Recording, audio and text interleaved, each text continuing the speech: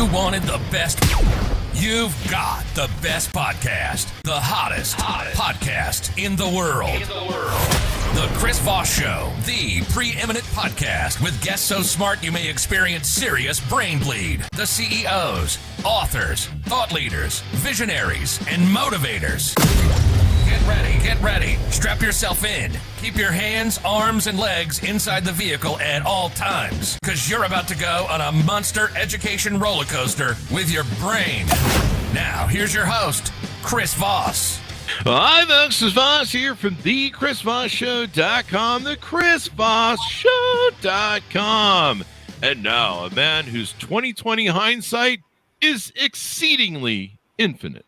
I'm your host, Chris Voss. Welcome to the show, everyone. We really appreciate you guys having it on there.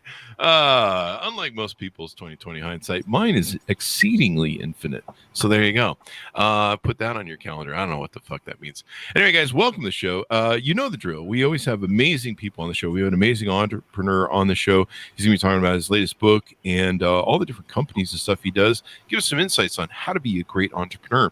But in the meantime, share the show with your family, friends, and relatives. We've been loving some of the 5-star reviews we get on iTunes. Go to iTunes, go over there and say, hey, you know, I'm going to do Chris a solid, do a 5-star review up there, and you know, say something good about the show or good about me. I know there's not a lot of things you can find good about me, but you know, maybe say something like the show's got cool graphics or something, or good audio or something. You know, just be nice for hell's sakes. Anyway, I'm just begging at this point.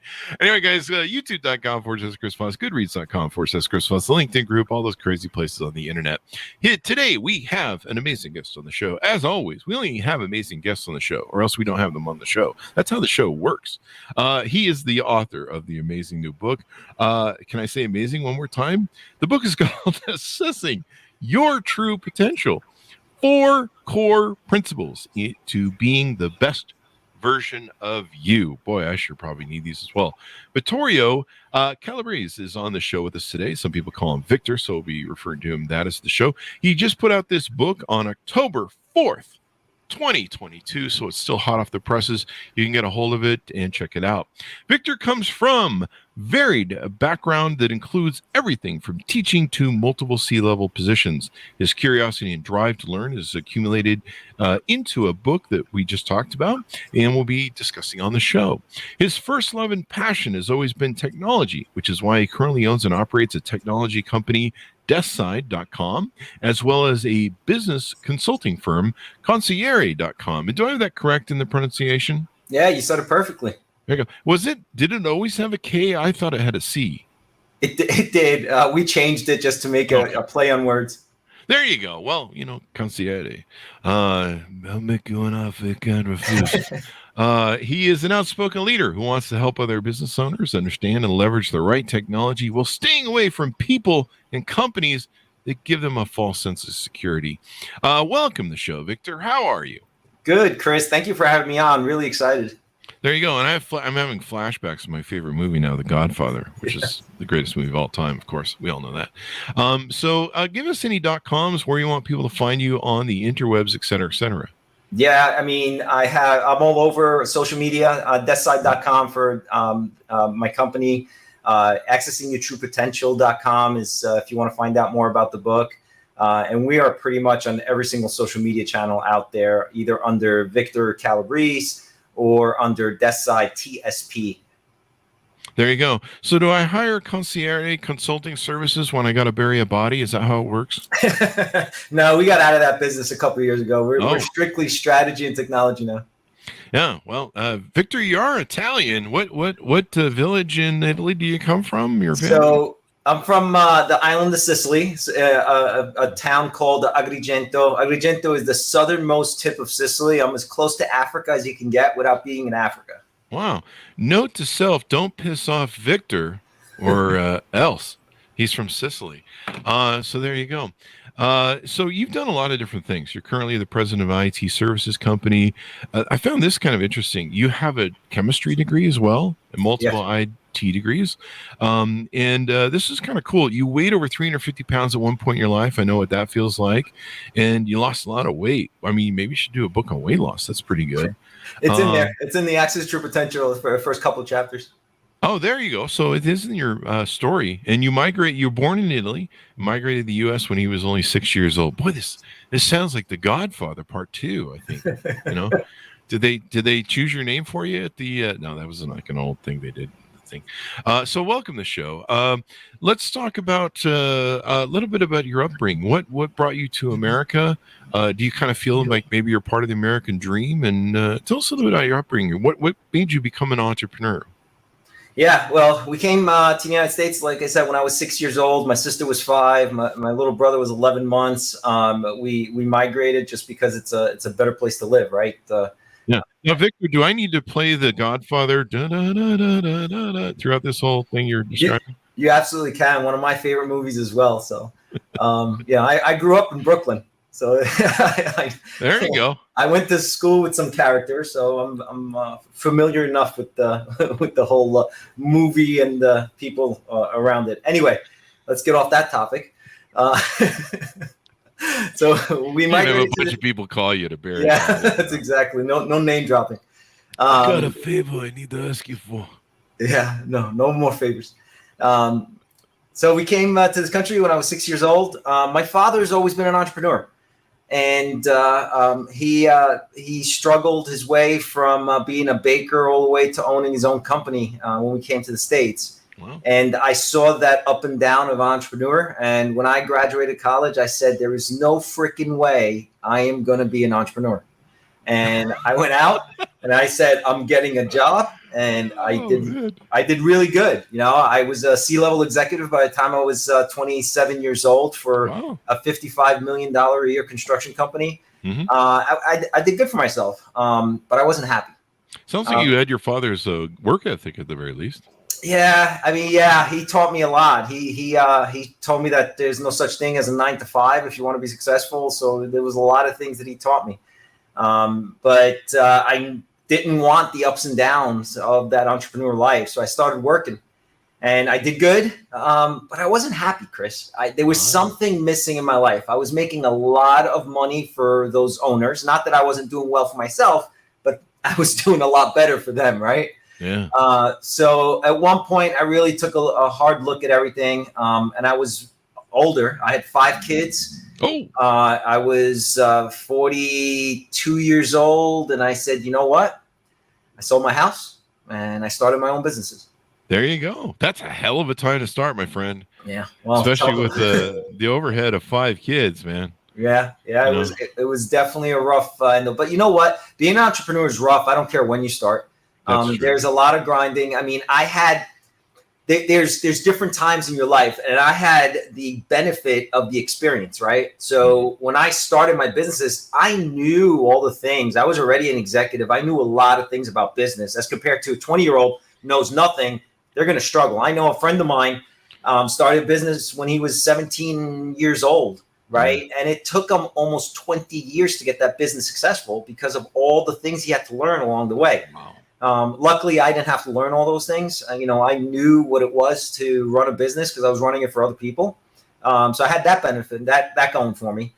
So we started going. I did make one mistake. I started more than one business at the same time. Yeah. And they all lit up. So they're all doing great. That's awesome. Super happy. Well, it sounds like it worked then. Yeah, it works. I mean, if you're passionate over something and, you have that work ethic, you're going to make it work. Yeah.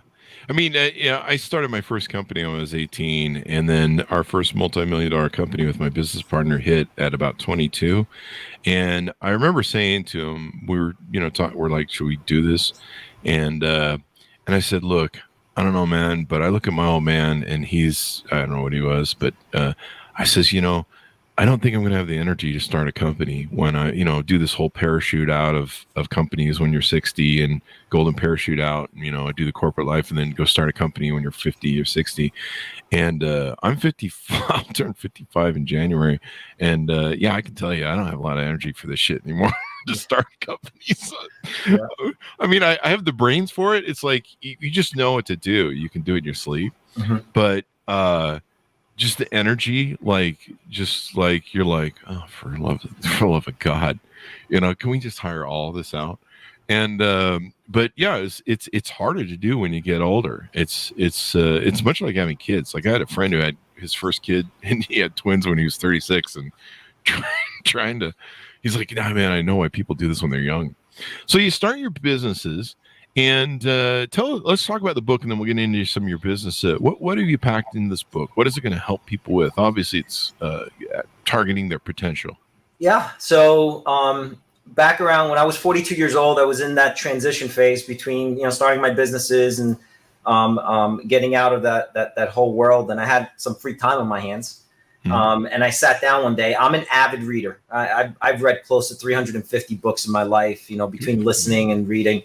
And I sat down one day at my desk, and I remember thinking to myself, it's going to take my children a similar amount of time to acquire the knowledge I have to be just at where I am today.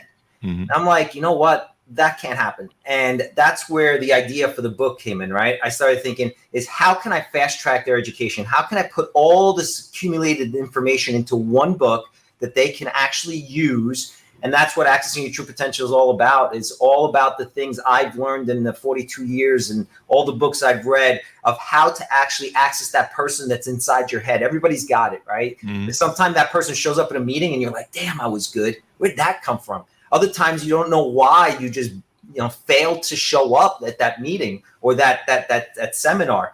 And I know why. I know that there is things you have to put in your life to get what I call wheel spinning in order to get access to that true potential over and over and over again.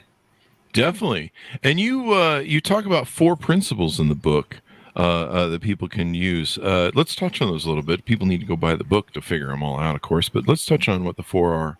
Yeah. So I broke it up into 4 core principles or 4 wheels that I say in the book that you have to get spinning. And the faster those wheels spin, the better you get at accessing your true potential in health, clarity, peace, and power. So health is all around fitness and nutrition, right? I used to be 350 pounds. I know what it's like when you're, massively obese where I got to the point that I was 170 pounds ready to get on a bodybuilding stage, right? So I got to that entire thing. So I highlight the things in nutrition and fitness that are super important that even if you don't want to be on stage, bodybuilder or a top athlete, you should do in order to just be that better version of yourself.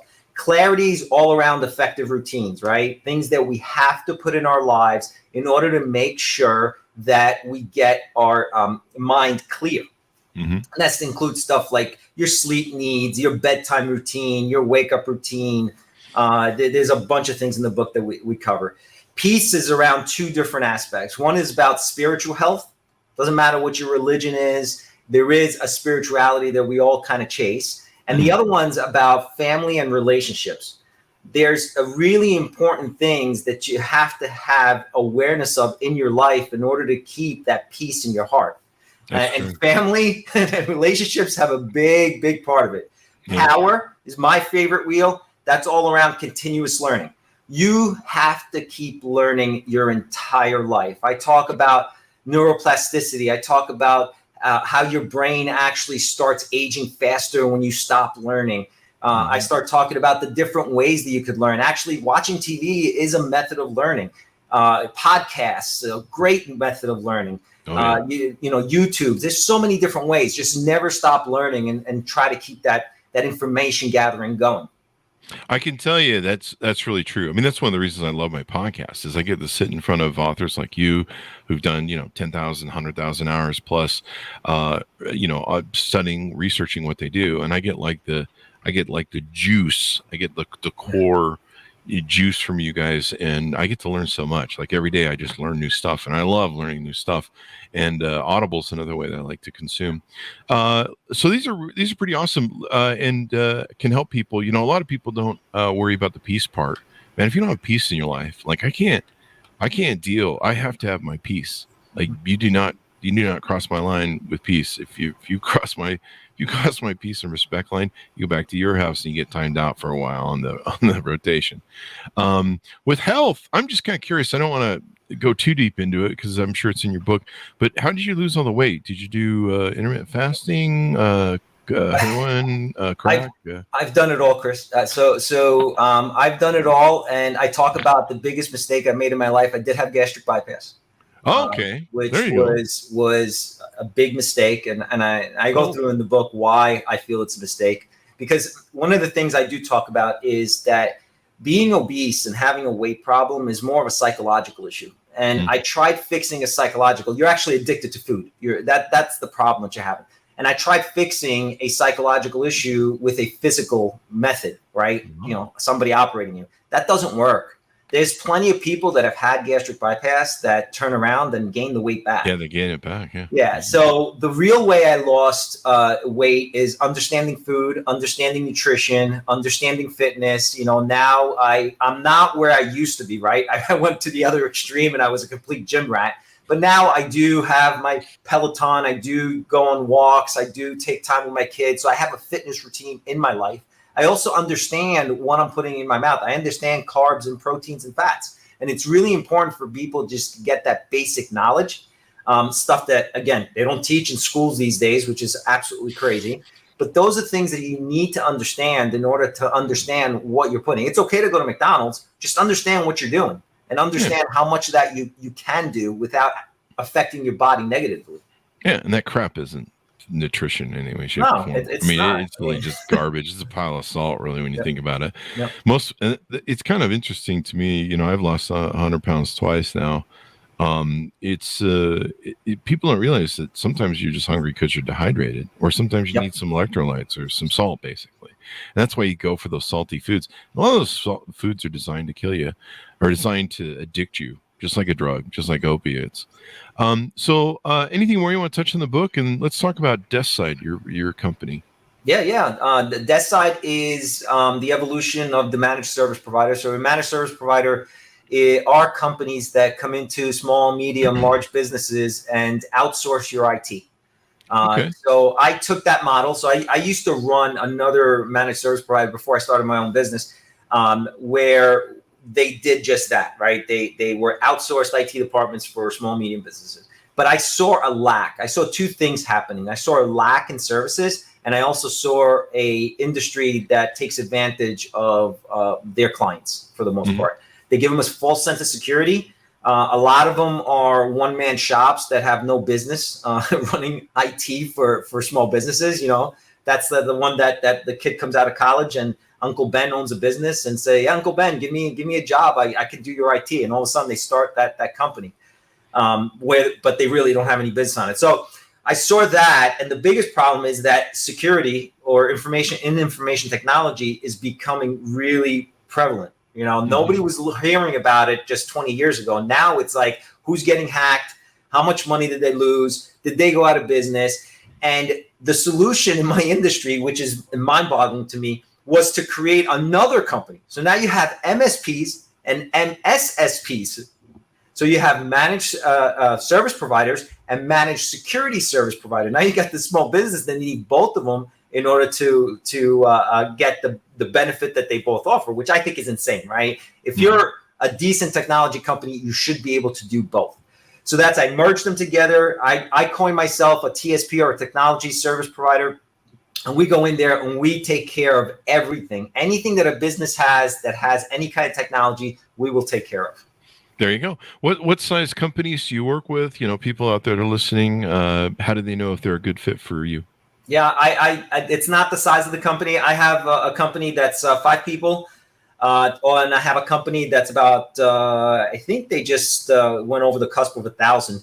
But I go all over the place, and it depends. Varied services for every company. The more important thing that I look for is that me and the business owner jive. There's a lot of people that don't understand technology and don't care. And that's not the client for me. I want the client that wants to be educated, wants to understand what they're paying for. So that could help them not only with what they need, but also learn what they don't have and what their potential flaws may be.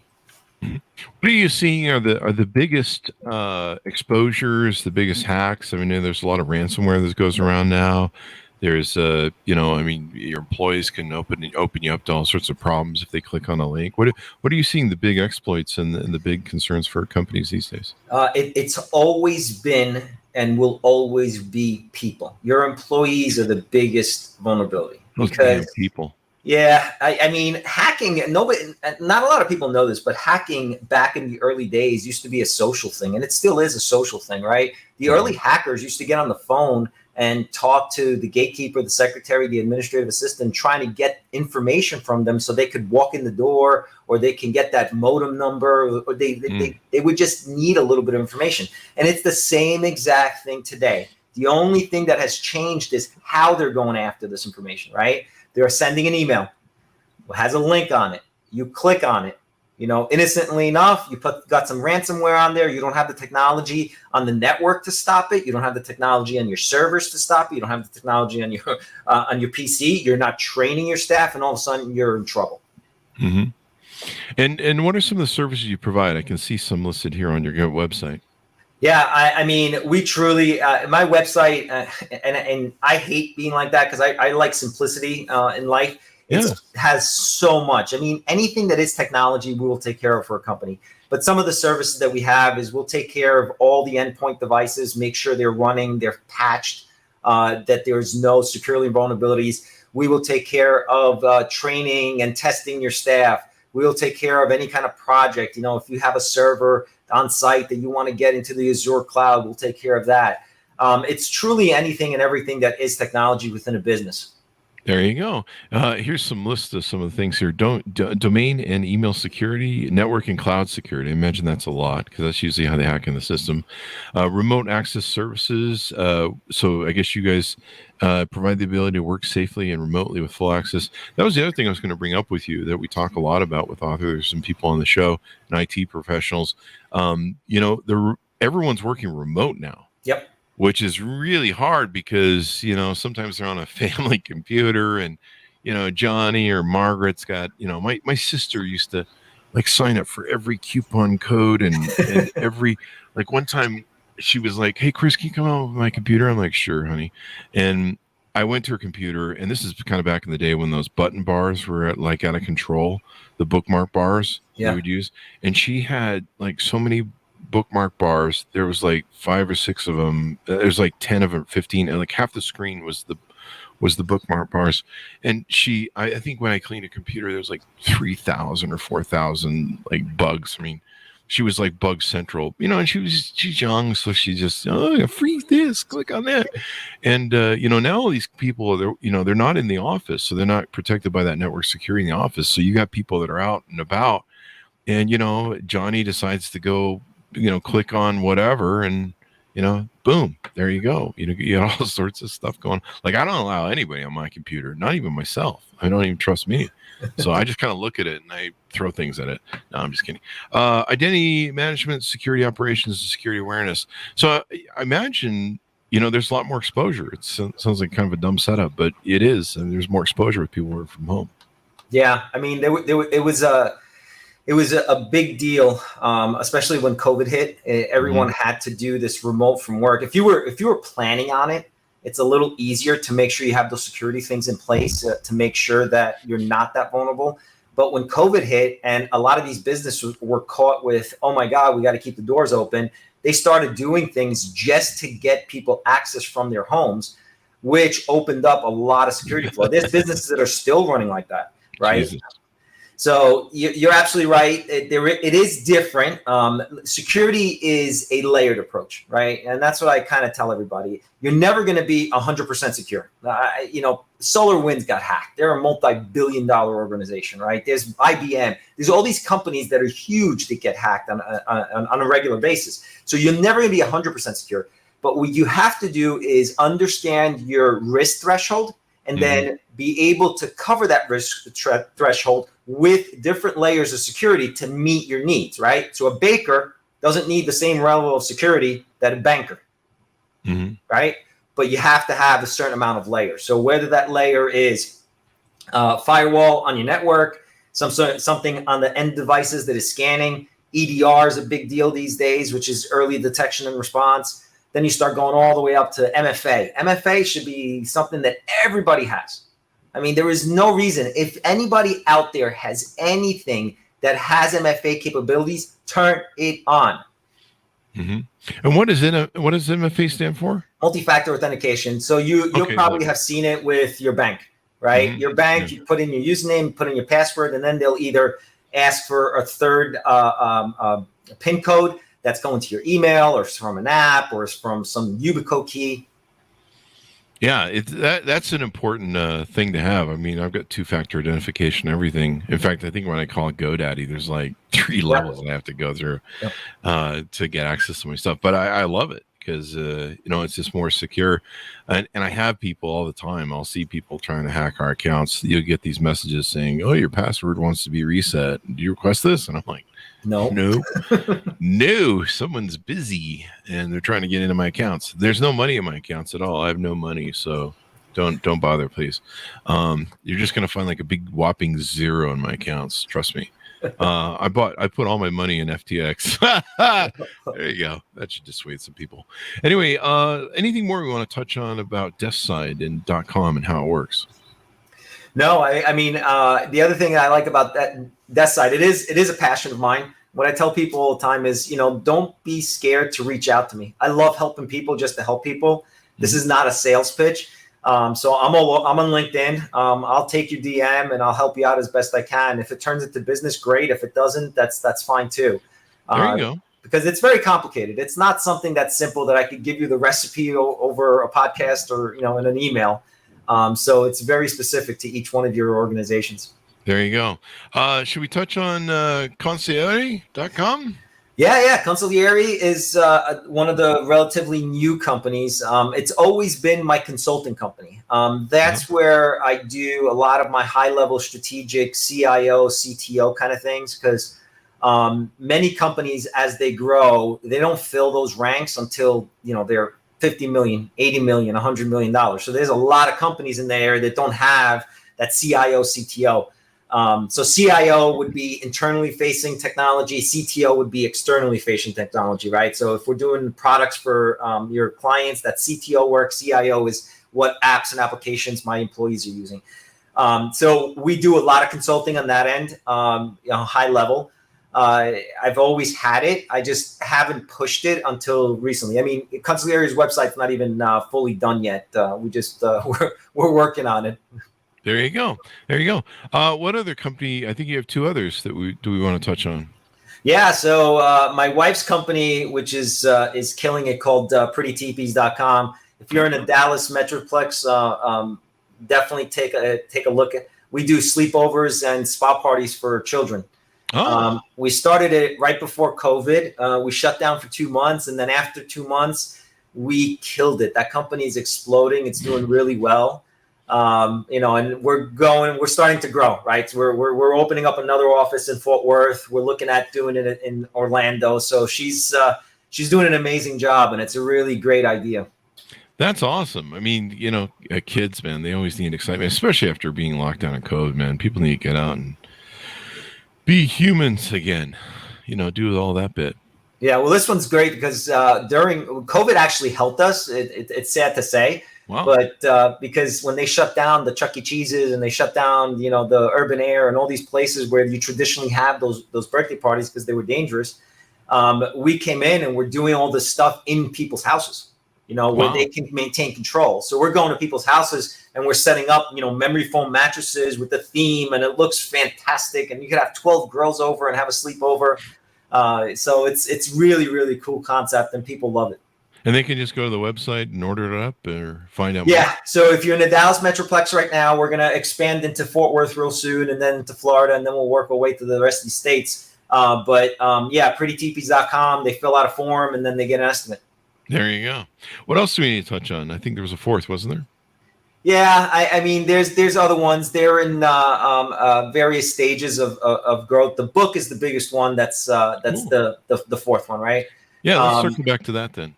Yeah, what's funny is when you're talking about being tired, and I'm all over the place. I've got so much going on, and I wrote this book for my kids. Like, I had zero intention of making this into a business, but I had the book. I published it, and then it's like, you know what? A lot of people can actually use this. And what did it turn into? Another business. Now you got the marketing that you have to put behind it, and the email campaigns, and all the things that go into making a business successful. And it's turning into speaking engagements now. So, starting to get contacted by people to go and talk about the book and how it helped them and what we can do. We're looking at building seminars. There's a workbook that's available too that kind of flows with the book. So we're going to get into seminars, but it's a business. It's another business, and it takes time. You have to have multiple businesses, especially if you're bored. But you have 5 kids and probably a wife, right? So you have plenty of gun at your head to rock and roll and do stuff. Yeah, absolutely. We got to keep them happy. So. My biggest problem is they've never had any of that, and so it's like, I'm just going along doing my thing. So maybe I should get a wife and 5 kids. Then I'd be like, shit, I gotta pay some damn bills around this place. But no, it's a good drive. It's good to share. The greatest thing about being an entrepreneur is being able to share your knowledge, share your wealth, inspire other people to be successful, give them a roadmap to being more successful. And I like the principles: health, clarity, peace, and power. Peace is a big thing for me. I have to have my peace. And the older I get, the more I have to have my peace. I'm one of those people who, when I wake up in the morning, I'm like a bear coming out of hibernation from the winter, and I have to have a very strong cup of coffee. And then you have to kind of let me sit and do my thing for 2 hours and growl and bark and do whatever it is I do. And then you can probably talk to me about 2 hours after I wake up. And then I'm probably semi-social. I won't rip your arm off and eat it.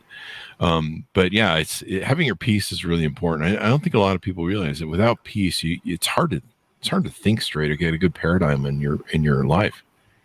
Well, and they all work together, and that's the biggest thing. Is like, let's even talk about what you were saying, right? You wake up in the morning and you have this routine, your morning routine, right?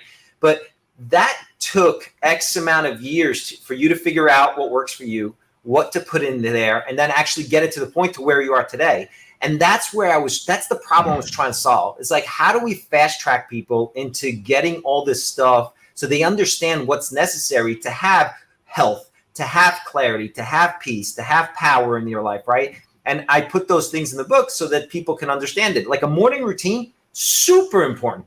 Just as important as your nighttime routine. A lot of people have morning routines and fail to have that nighttime routine, but that nighttime routine is super important because that's what gets you into that sleep. Because again, I talk about it in the book, sleep is really important. There's a lot of stuff that happen in your body while you're sleeping, right? That heal your body, get you ready so that when you wake up, you're not as groggy as you could be if you didn't get a good night's sleep.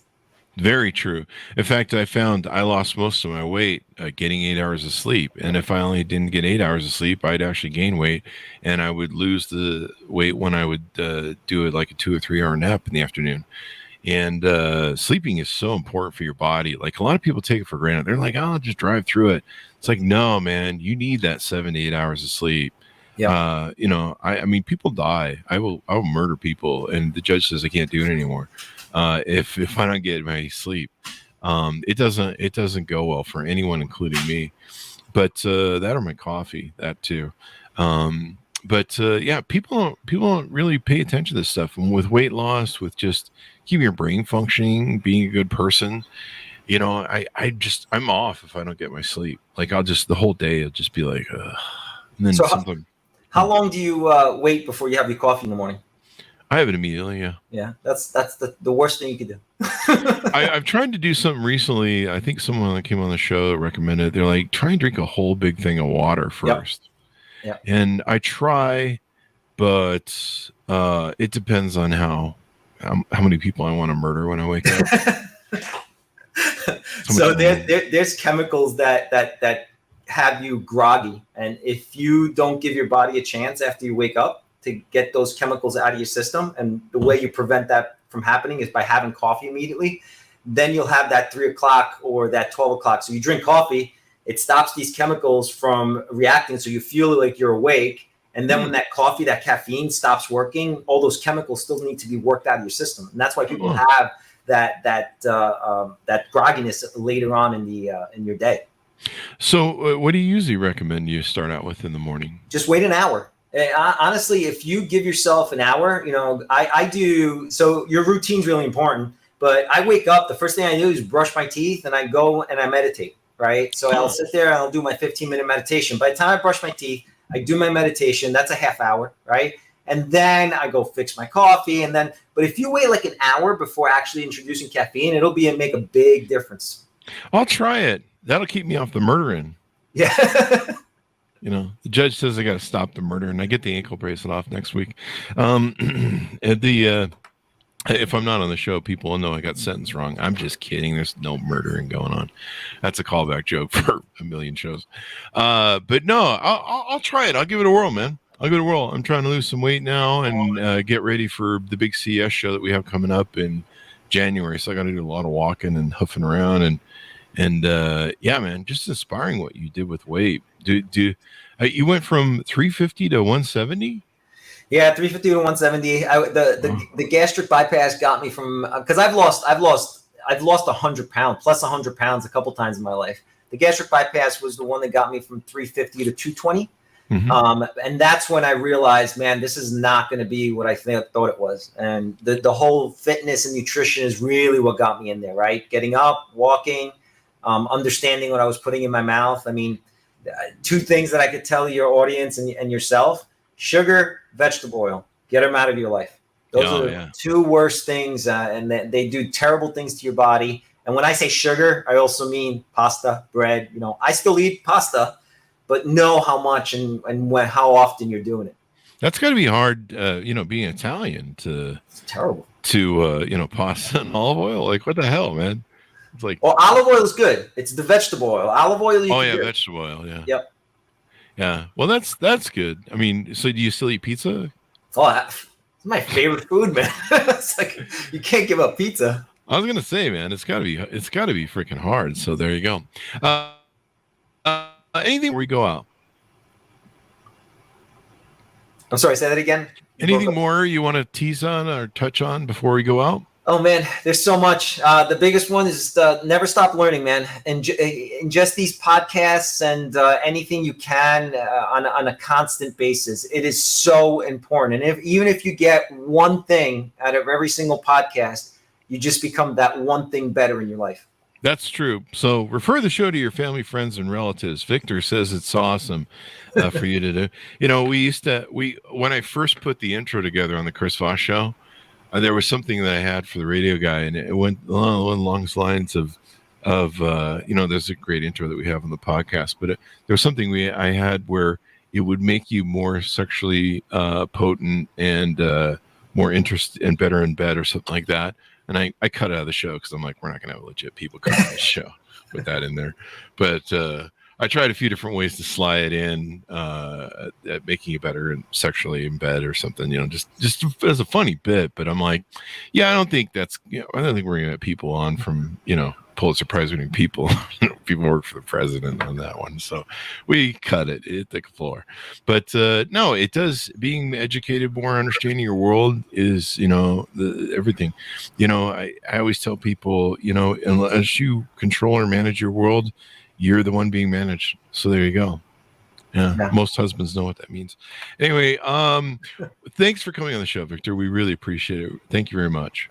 Chris, this was awesome. Thank you for having me. Thank you. And a wonderful interview. And so fun is fun. Accessing your true potential.